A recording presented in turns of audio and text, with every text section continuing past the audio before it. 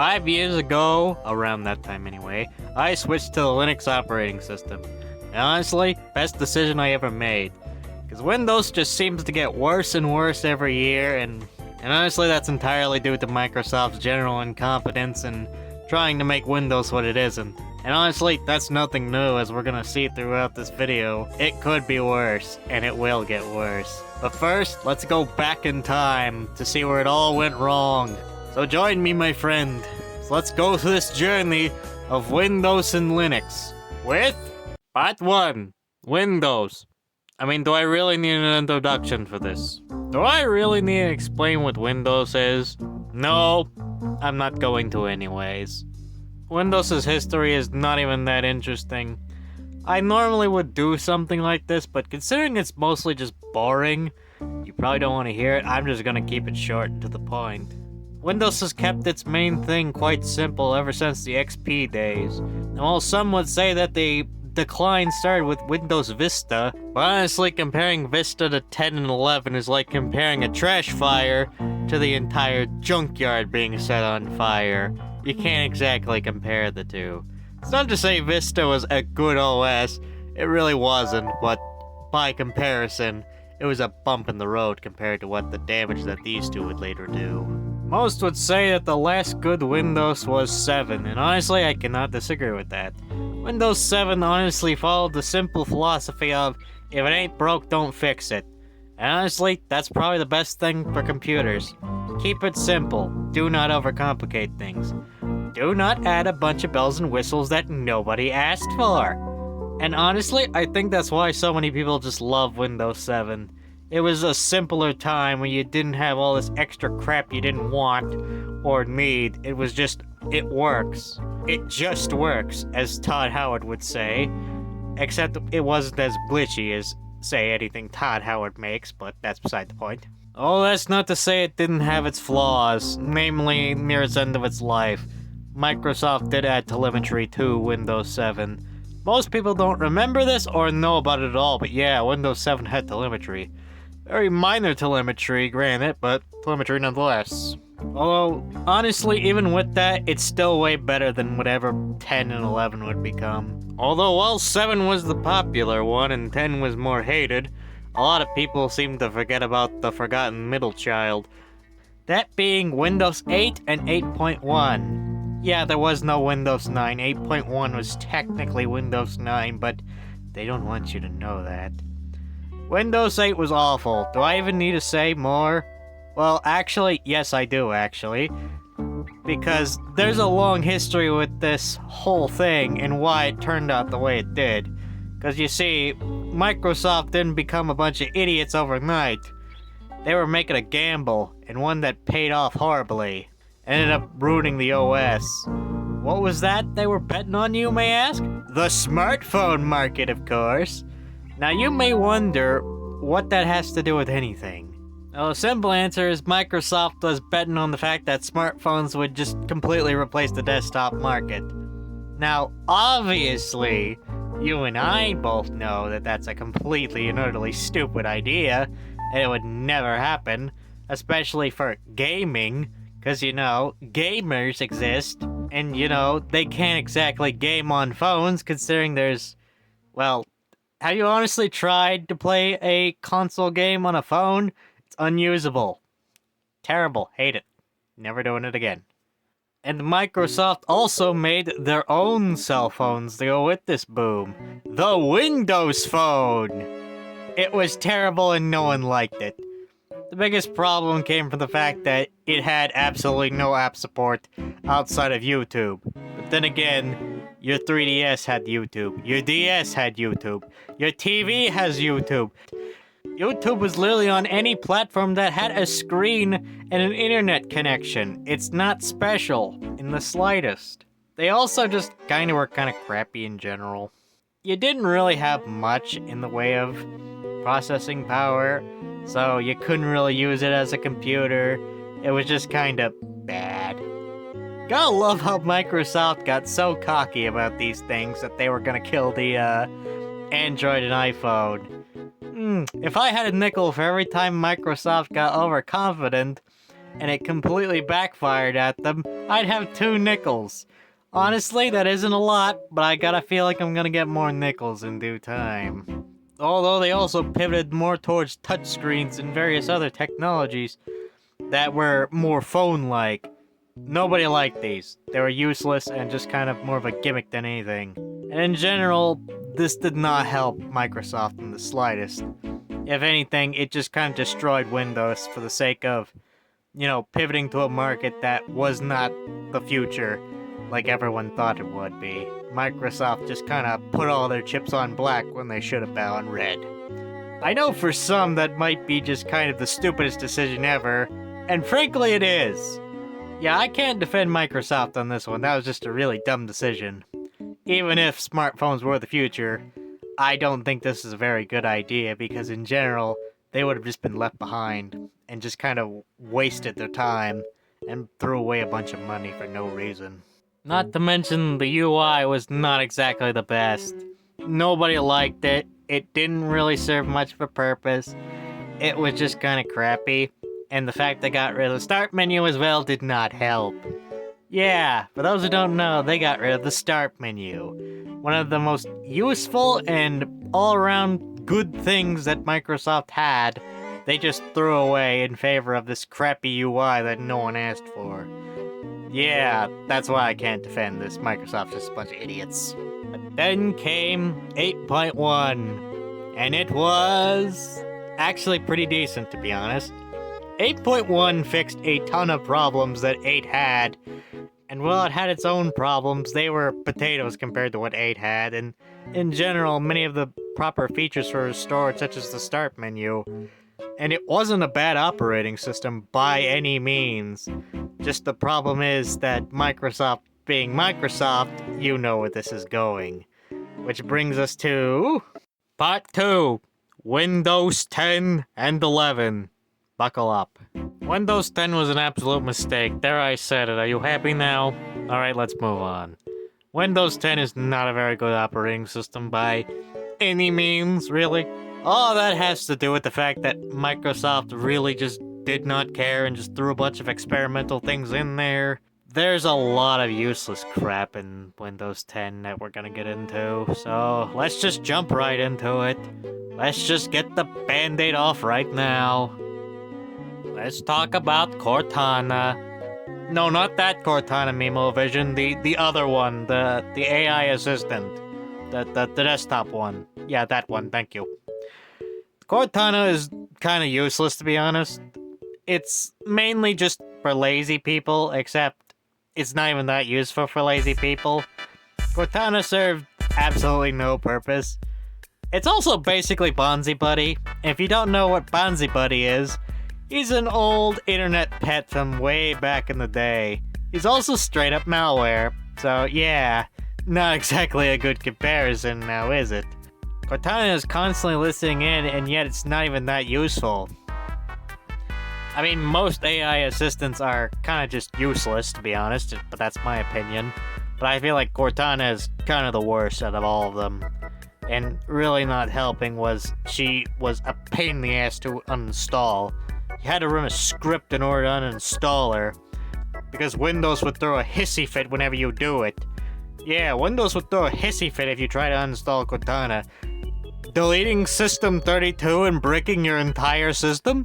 A-okay. Deleting a useless application that is taking up space on your hard drive and eating away at your RAM? Oh no, mister. You've gone too far this time. How dare you? Yeah, Microsoft thinks you're a child, but also selective about it as well. Also probably doesn't help that she was made for 8.1 and the phones, not 10. She just got pushed back.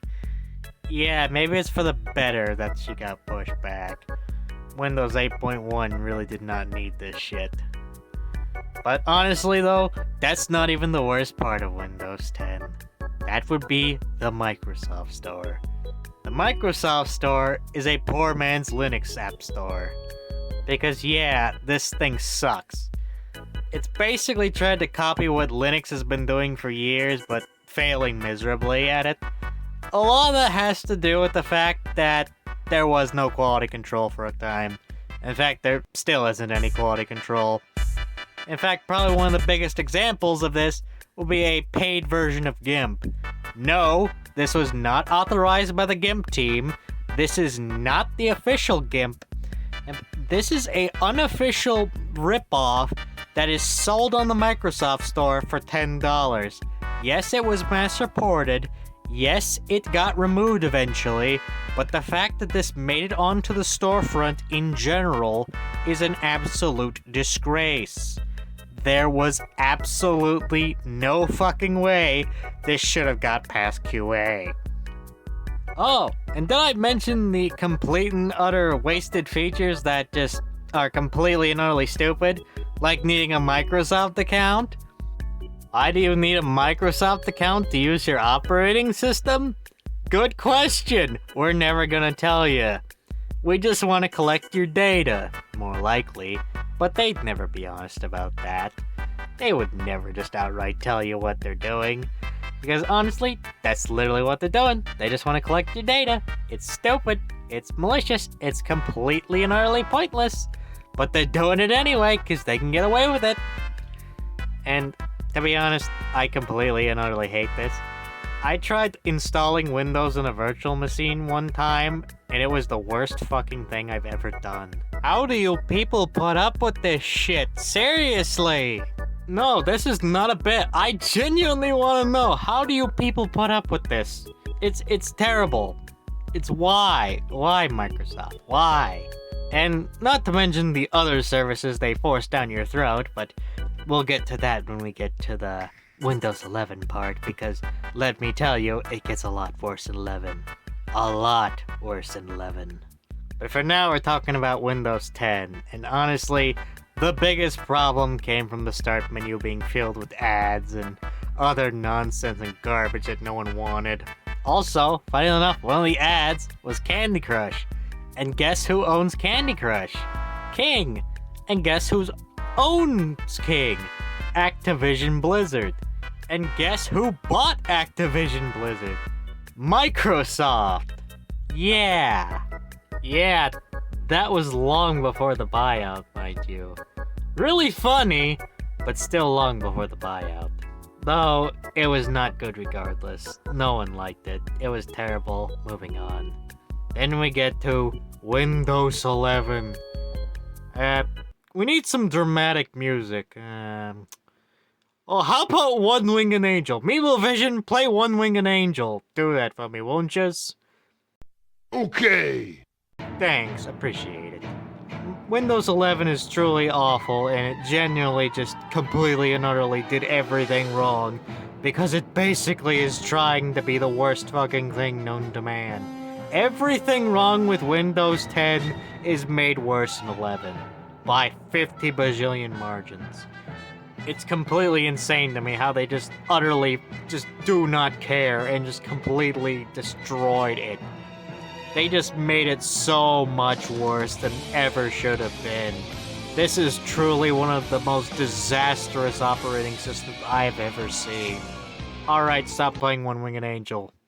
And it doesn't help that probably one of the biggest problems with Windows 11 is the treating you like a child. Like, you can't even install applications by default, you gotta turn that shit off. Honestly, can't even install a web browser.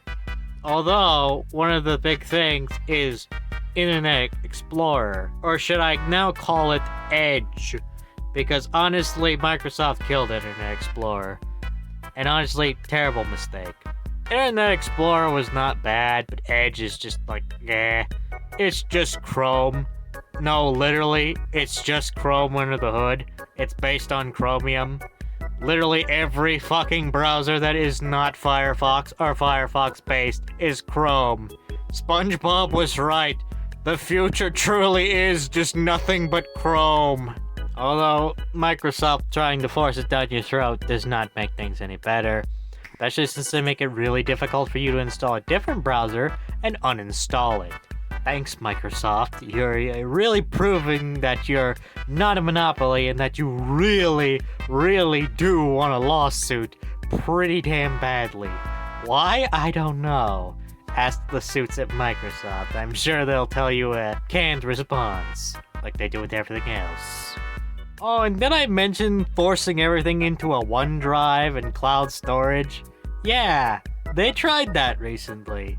How can they be so stupid? Oh, now I know why they could be so stupid. Because they jump on AI trends. And just trends in general. If you know anything about the AI boom, it's kinda dumb. To be honest, I'm gonna keep it brief. Because, yes, I am working on another future video on this. Going over AI, and I mean all of the AI. The assistants, ChatGPT, AI art, chatbots, all that. That's a future video though, stay tuned for that. I'm just gonna go over things like Copilot and Recall. Do I even need to tell you why these are bad? I mean, you have a functioning brain, I assume. These are just terrible ideas, and I wonder, how did they get past QA? Oh yeah, Microsoft fired all of QA and replaced them with yes men. Because we can't have anyone making good decisions now, can we? I'll wrap this segment up. I'm gonna talk about Windows' biggest problem. Well, besides being a pain in the ass to actually get tech support, here's a little funny skit for that very occasion. Tech support on Windows. Hello, I have problem. Can you help me with problem? Have you tried unplugging it? What? Have you tried turning it off and on again? That's not my... Have you tried restarting it? That's not my... Have you tried uninstalling and reinstalling it?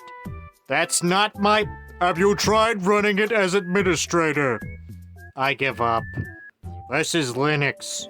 Hey, I have problem. Can you help me? Oh yeah, that's real simple. Just put this in your terminal and hit enter. Wow, that actually fixed it. Thank you. Yeah, no problem. Have a nice day. The biggest problem besides tech support being god-awful on Windows is technical debt. I'm gonna keep this in layman's terms. Basically, when you stack a bunch of things on top of one another, it's gonna be harder and harder to fix. It's like a Jenga tower, really. Think of it just as one big Jenga tower, but code instead of Jenga blocks. Yeah, that's basically what technical debt is. It adds up over time and basically gets harder and harder to fix. As the problem gets closer and closer to the root cause, you're generally not going to be able to fix it the more technical debt you have. The more blocks stacked on top of one another, the harder the foundation's going to crumble. And honestly, that's a problem they can't fix. Put it simply, Windows is just too bloated, too old, and too much code has just been left to rot. And honestly, they cannot fix this, as I've said. You might ask why they can't fix it. The simple answer is, if you try to fix something like this, you're gonna break so many things, and Windows needs to be functional on so many other things that it's not going to work out. You would have to basically rewrite the entire code base in order to fix it. And something tells me they're not gonna do that. So they just add on to it. That's why a lot of the legacy menus still exist. The legacy code still exists. Microsoft cannot fix this. It's going to get worse. It's going to continue to rot. And it's going to continue to destroy itself. They're never going to be able to fix it because they don't need to fix it. So I like the federal government, actually, just accumulating debt for no reason, never planning on paying it off. That's a political joke for those who understand it. If they make a Windows 12, it's gonna have the same problems. I guarantee you. And honestly, that's a problem. They cannot fix this. It's just gonna get worse. You cannot have a functioning operating system with this. If you've ever wondered why Windows runs so slowly and so sluggishly while eating all your system RAM, that's why. It's running on terrible code. But honestly, Linux has fixed this problem years ago. Yeah, your toaster could probably run a really light Linux distribution. Because, yeah, Linux fixed this problem a long time ago. It's never had this problem. Even the most bloated Linux distribution is still lighter weight than the most lean Windows system. If that does not convince you, hopefully this next part will. Which brings us on to part 3, Linux. It's really good. You should use it. Seriously. Linux has came a long way from what it was. It used to be an unusable terminal-only system for enthusiasts and nerds alike, to what it is today. Honestly, a really solid operating system that fixes a lot of the problems Windows never should have had in the first place. And honestly, I love it for that. It's came a long way. A lot of the problems that Linux had are pretty much non-existent now, or are slowly but surely being whittled away. Granted, there are a few notable problems which I'll get into, but let's just start off with the pros. Number 1, Linux is really lightweight. Even the most bloated Linux distribution is quite slim, that being Linux Mint. But even then, most of that just comes down to the fact that it has a bunch of pre-installed applications. And mind you, that's intentional. It's meant to be the ease-of-use distribution to help you ease into it. I know a lot of people probably are familiar with Linux and they're probably just thinking of Arch. But honestly, I don't think you should start with Arch. Or frankly, you should only use Arch if you feel like it, and if you think you're wanting to move on to something more advanced. I know the "I use Arch, by the way" people are fucking annoying. I cannot deny that. They're probably some of the worst of the Linux elitists out there, but honestly, they're a minority. Most people will probably just use things like Ubuntu, Linux Mint, Pop! OS, Debian, that sort of thing. But it just works distributions, and honestly, there's nothing wrong with them. Don't let anyone shame you for using it just works distribution. They're a bunch of fucking morons. Use what you want. And honestly, if you're wanting to pick a distribution because of the looks, don't.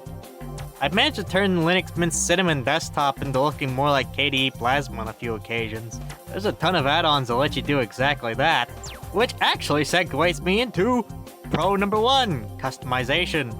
Yeah, there's a lot of customization. Not just in the way it looks, but how it feels, how it acts, all that. You can basically make this however you want. Do you want it to be simple, easy to use? Or do you want to be a specialist and have it tailor-made to your every single need, right down to every little autistic detail? You can do that as well. But honestly, you're probably just gonna use it as default. And honestly, that's also fine. It's built quite well, and honestly, you don't need to do anything like that. That's the beauty of Linux. It's a system that works for you, not against you. And probably also the best thing that I'm sure a lot of you Windows users will appreciate is no forced updates. Oh, and did I also mention you can just have the update running in the background and you can do whatever you want? Yeah, Linux does not force you to stop whatever you're doing to update it. You can basically just have the update running in the background and play I don't know, a video game or something. Literally, you can just do that and it's not gonna stop you. It'll just hey, update's done. And all you gotta do is restart it. Or do you have to restart it? No, you don't actually. Restart it whenever you feel like it. Yeah, I used the Giga Chad for that tech support meme for a reason, because honestly, Linux is pretty Giga Chad itself. If I had to compare, Windows would be the soy jack basically saying, "No, you have to restart right now! I need to restart right now!" While the Linux Chad is like, "Oh, you don't want to restart right now? Wherever? Alright, that's fine. I'll be waiting." And yeah, that's really well done. That's good.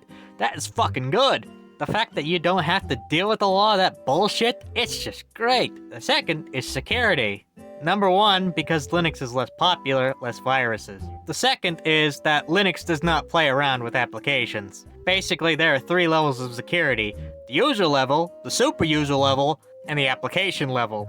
The application level does not have shit. Yeah, Linux does not allow applications to do a lot of things, unless you give them permission to. That's also why a lot of people don't make a ton of viruses. And also, viruses are based on exploits, and because Linux is open source, the exploits get patched, yada yada yada. But even then, if there's an exploit, there's probably a workaround for it, or it gets patched really quickly. Linux generally does not play around when it comes to anything that's intrusive. If it's even slightly intrusive, it's gonna say, "No, unacceptable." No, unacceptable.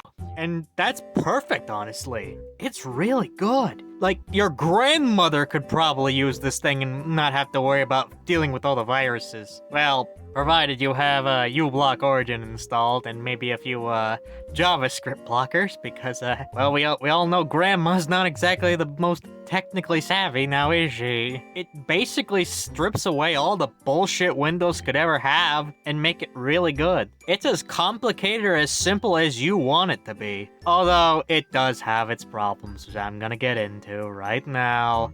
Let's just get it out of the way. It doesn't have Adobe. And yeah, for some, that's a huge fucking problem. As much as I fucking despise Adobe and refuse to even use their products, even if they're pirated, a reminder that pirating Adobe products is morally justifiable. But yeah, I just straight up refuse to use it. I don't care how good Adobe products are, I'm not even gonna pirate it. I refuse to use it on principle. So I basically use all the open source alternatives, like GIMP, Kdenlive, all that nonsense. In fact, I'm using it to make this video right now! But for some, that's not an option, mainly because it takes time. And honestly, I'm just gonna say it. Can you people seriously just not slander open source because you don't like it? Yeah, it's not perfect, I admit that. It's not got a bunch of features.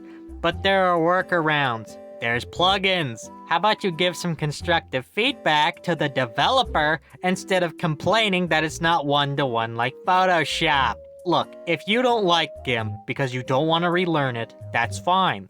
Just be honest about it.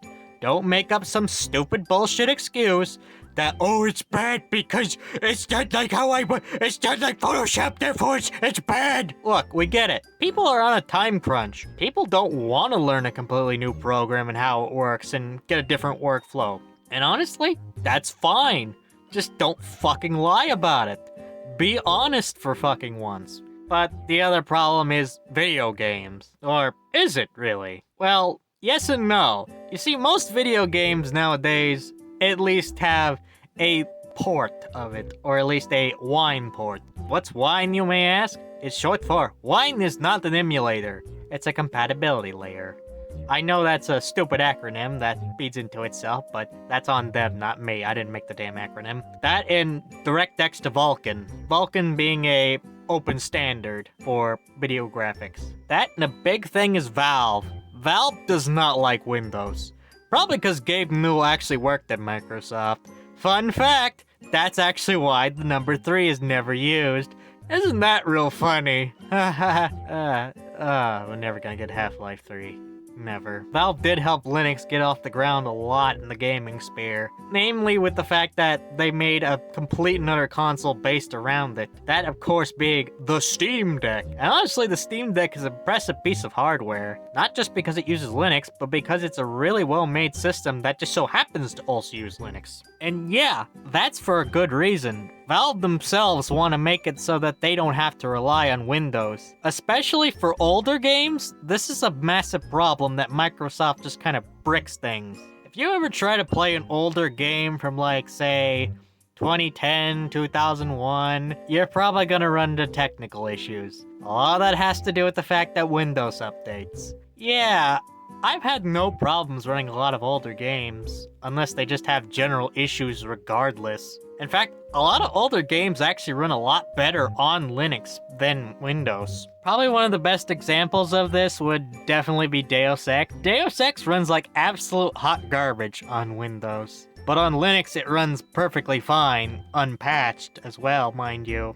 There's a huge problem that most older games just straight up aren't gonna work very well, due to the fact they were made for a very different Windows. Except Wine uses a much older version of Windows anyway, so they run it quite well. And most games nowadays will run just fine with a few exceptions. If you go to ProtonDB, you might be questioning my word on that, but let me remind you that Valve has a very hard quality control stance on this. You're not gonna get platinum unless the game runs exceptionally well. Even then, getting gold is difficult. If there's even a minor problem, you're probably gonna get knocked down to silver. But honestly, most will just run right out of the box. Quite well, in fact. In fact, even some of your more notable indie games are having Linux support added to it. If you go to a lot of games on itch.io, you'll probably see that a lot of them do in fact have Linux support at the very least, just because of the Steam Deck and in general Linux support. Now granted, it is only 4% of the OS market, but at the same time, that statistic is kind of misleading. A lot of people will point to this, but I don't fully trust it. Because the thing is, data like this can easily be misrepresented, and in general could be completely incorrect, especially since a lot of Linux users are more tech-savvy, due to it being just a little bit less popular than Windows actually is, by a huge margin, due to the fact that a lot of Linux users are a little bit more tech-savvy on average, and probably have extensions like uBlock Origin that probably block these kind of tracking scripts, being the numbers could be a lot bigger or a lot smaller than it actually is. Not to mention browser spoofing and OS spoofing, which, yeah, that's a thing you can do. So, yeah, don't fully trust these numbers. But the biggest problem of them all, and one that I don't think is ever gonna get fixed anytime soon, is anti-cheat problems. Yeah, multiplayer games are the bane of any Linux player's existence. Basically, any multiplayer game that is not made by Valve probably does not support Linux. A lot of that has to do with the anti-cheat problem. And, yeah, it's quite bad. I hate anti-cheats and how invasive they are. And you'd think after the CloudStrike situation, which bricked almost every computer in the world, that we'd learn that giving things kernel-level access is not a good idea. Yet we make exceptions for video games. And yeah, companies are fucking liars as well. They say, oh, we want to protect the player base from all those evil hackers and cheaters that are using Linux. Yeah, sure, the operating system that is not as popular as Windows is the one with the most cheaters. Yeah, sure, I'm definitely gonna believe that shit. Let me tell you something, it doesn't fucking matter. Cheaters will find a way around it. It does not matter what you do. Cheaters will always find a way around it. These companies are just being assholes and lying to your face because, God forbid, they use anything other than a kernel-level anti-cheat for a fucking multiplayer game. Not like they're gonna do anything about the actual cheating problem a lot of these games tend to have. EA! Well, and the biggest problem that, well, doesn't really exist anymore is NVIDIA drivers. Yeah, NVIDIA kinda was a biggest problem for a while besides the anti-cheat problem. All that had to do with the fact that their drivers were not open source like AMD's was, so it was impossible to implement it into the kernel, which basically meant you had to install the proprietary drivers or a recreation of the drivers, and those didn't work very well. It kinda got to the point where even the creator of the kernel himself, Linus Torvalds, basically said fuck NVIDIA, which is honestly pretty base to be honest, which, yeah. Linus Torvalds himself is pretty fucking based. He just does not give a shit. He'll say what he feels like. And honestly, I respect this man to a high degree. And I hope you do as well. Although, NVIDIA did eventually cave in and choose to open source the drivers, at least a little bit, so it's not nearly as bad as it was. Still has a few problems here and there, but comparatively, not as bad. I mean, NVIDIA still took fucking forever to do it, but it still happened. So yeah, a lot of Linux's problems are kind of being solved with time. Because, yeah, time is Linux's biggest ally. While a lot of Linux users joke about The year of the Linux desktop. it might happen a lot sooner than we think. Windows is just going to get worse and worse, but Linux is going to get better and better. And everyone has a breaking point at some point. So yeah, they're gonna switch. Or they're just gonna deal with it even longer until they straight up just give up computing altogether, but that's beside the point. Anyways, that's all for now, and goodbye. Cue outro.